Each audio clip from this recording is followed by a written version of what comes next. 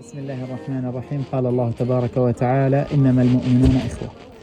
Albatta mu'minlar o'zaro birodardirlar. Mana shu oyatga amal qilgan holda o'zbek birodarlar o'z zakot va ehson mablag'larini bizga yubordilar. Biz esa bu mablag'larni eng og'ir ahvolda qolgan oilalarga, ularning asosiy ehtiyojlarini qondirishlari uchun naqd pul ko'rinishida yetkazmoqdamiz. Bugun Allohning fazli bilan birinchi yordamimizni ushbu singlimizga topshirmoqdamiz.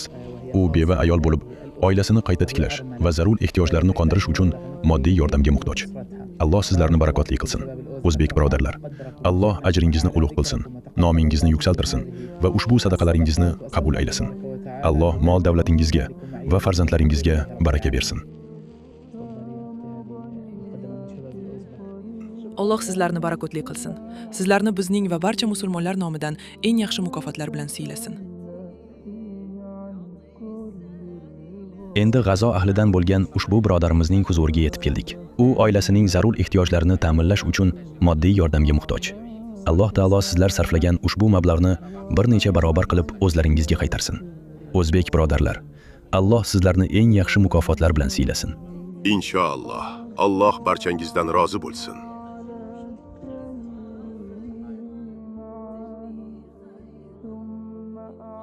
Endi esa ushbu yetim bolalar huzuriga yetib keldik.